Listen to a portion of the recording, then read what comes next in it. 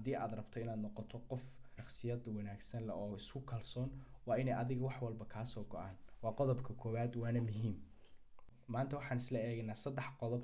kow, waxaad iska daynaysaa inaad ka sugto dadka kale ogolaansho. tusaale oo kale, waxaas iyo waxaas samee ama uu kula taliyo ha ka sugin.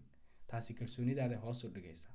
waxa adiga kaa soo go'a eed rabto inaad samayso ama aad ku dhaqaaqdo, adigu waxa loo baahan inaad yeelatid go'aankeeda.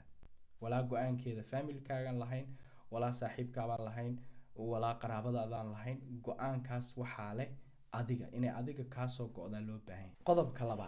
qodobka labaad waxaa loo baahan yahay wax walba ood samaynaysid ama aad abanaysid eed ka shaqaynaysid, ha noqoto mid bareefada ama mid family ahaana, mas-uuliyaddeeda adigu qaad. cidna ha saarin. waxbaan samaynaya haddaad tiraaho, wixii waa inaad mas-uuliyaddeediina si fiican aad u qaadaa.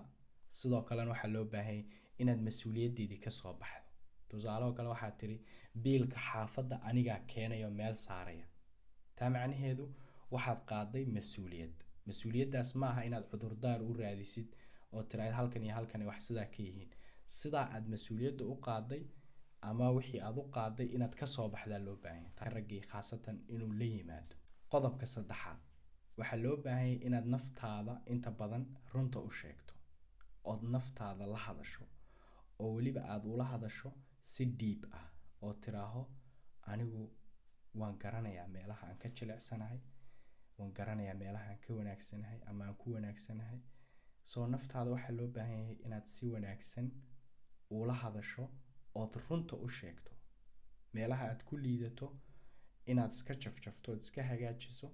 waxyaabaha aad ku fiican tahayna inaad horumariso ood kobciso, oodan halkii un joojin. marka inaad naftaada runta u sheegto laftigeedu waa kalsooni aad u baahan tahay.